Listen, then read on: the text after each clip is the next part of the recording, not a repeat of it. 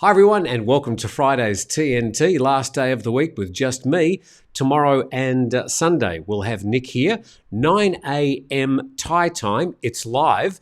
You're all involved because we'd like you to drop in, throw us some questions, throw us some comments, criticise things we've spoken about during the week, make your thoughts quite clear about things that we've been reporting. That's your opportunity, Saturdays and Sundays with Nick, 9 a.m. Thai time.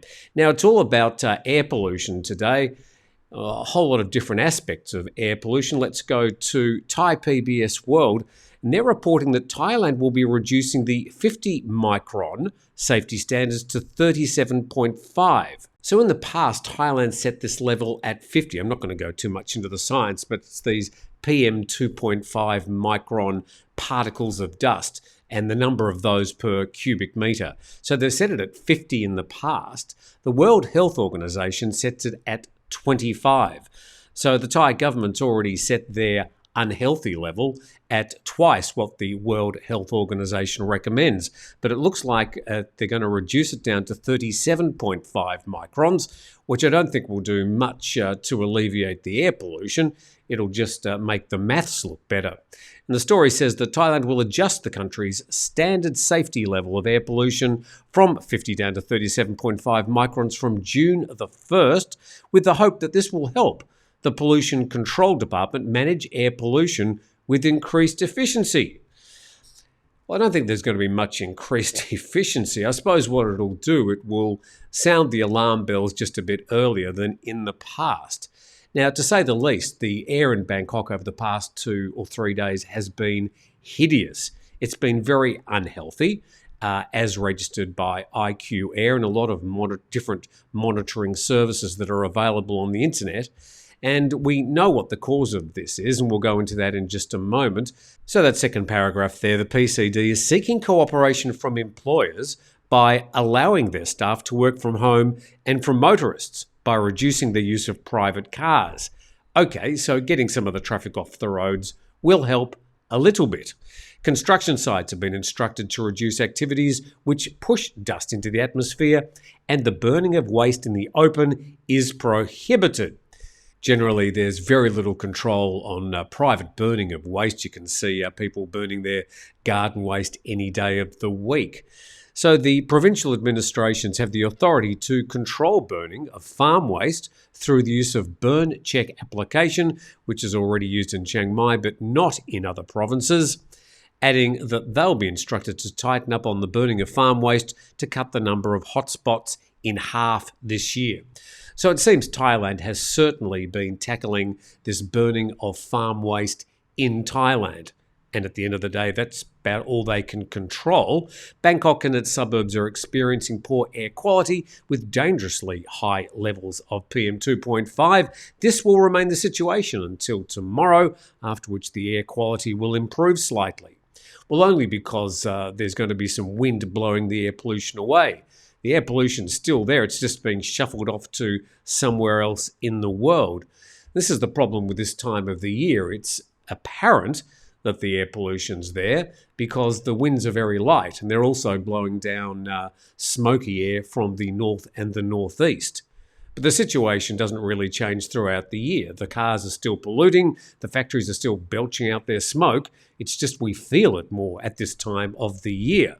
And this one, you'll love this. This is the Bangkok governor. He said he would also like people in the capital to stop burning incense candles and paper during worship, adding that he cannot, however, force them to do so because it's part of their religious freedom. So the burning of joss sticks and incense sticks in temples is a cause of the pollution in Bangkok. Please. I mean, there's no sane person that's going to believe that sort of rubbish. Let's go to the IQ Air and see what's actually happening out there.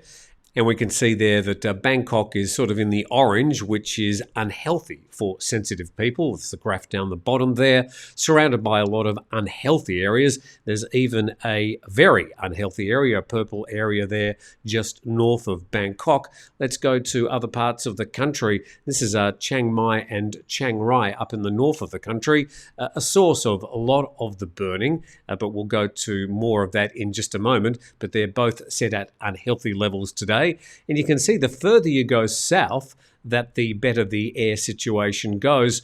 With Phuket and Krabi there, I've put in a red circle. They're basically in the moderate area at the moment, certainly a little bit hazy around the island today. And we go further to Songkhla, and it's even in a good air quality condition at the moment. So to this map, this is from NASA, and it's the fires map.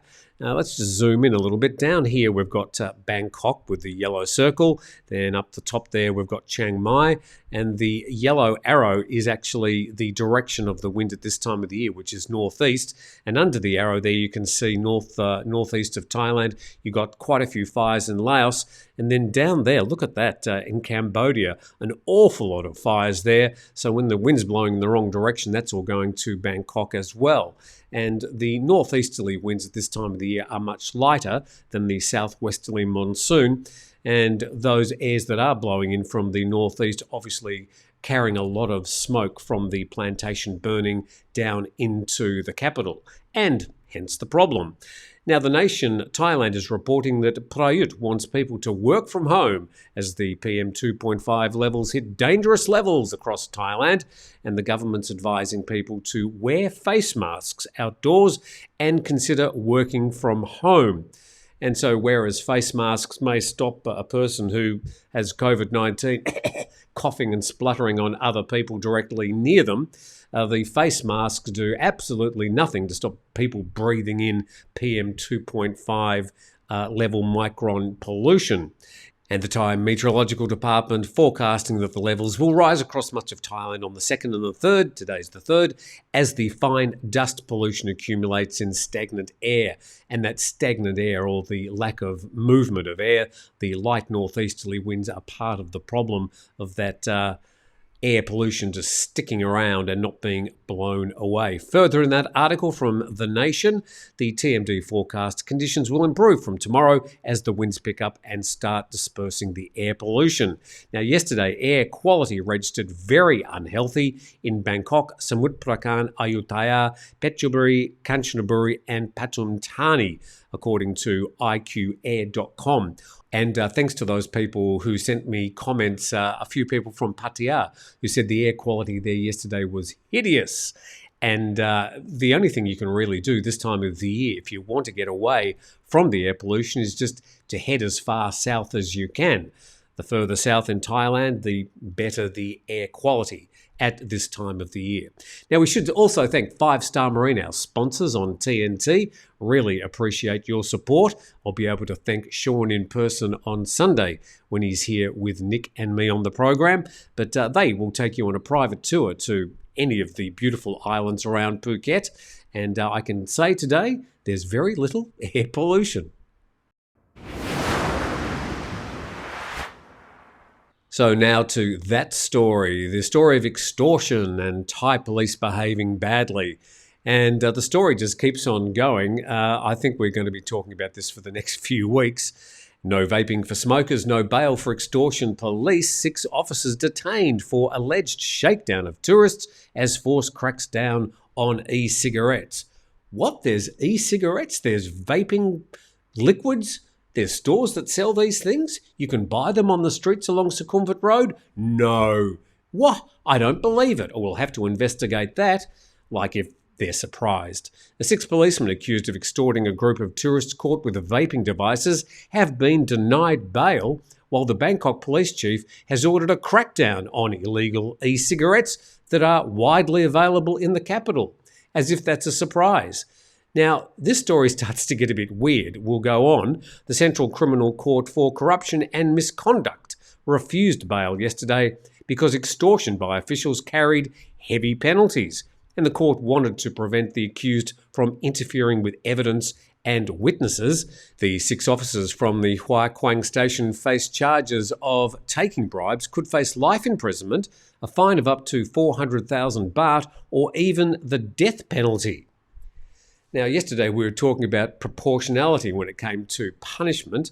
I think the death penalty is a little bit over the top. Investigators yesterday sought court approval for the initial 12-day detention of the 6 officers as they gather more evidence in the case that began with a damning Instagram post by the Taiwanese actress. There she is down there, looking very innocent, probably having absolutely no idea of the furor that this would cause in Thailand. And it's still the big talk in social media.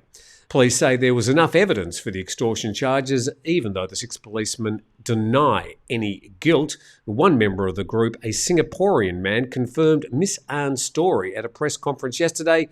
He admitted he had 3 vaporizers and said he did not think they were illegal in Thailand because they were generally available at local markets. So if you didn't know otherwise, you'd arrive in Thailand and you'd go to a market, you'd see vapors and you'd see vaping liquid. There's Thai people walking around, foreigners in bars smoking vapes. You'd think, well, it's legal. Police don't seem to be doing anything about it.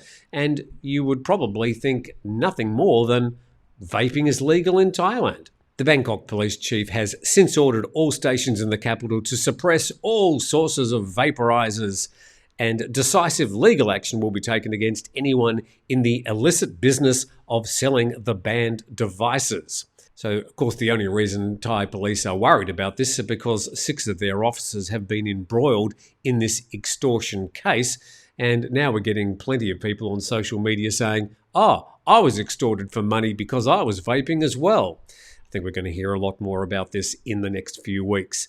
Let's head off to, Pattaya and Bangkok all at once. The Bangkok Post reporting that a Frenchman claiming police ties has been nabbed for extortion.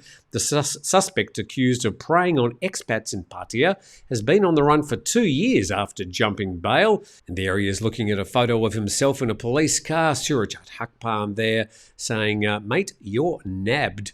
And Police General Surajat Hakpan said yesterday that Harvey Leonard, 58, was arrested at a condo in Chatuchak. The 58-year-old was wanted on several arrest warrants issued over the past 2 years for extortion, fraud and coercion in Pattaya. He reportedly approached foreigners who lived in Pattaya, claimed to have close connections with senior police officers, including Surajat, and extorted money from them in exchange for his protection.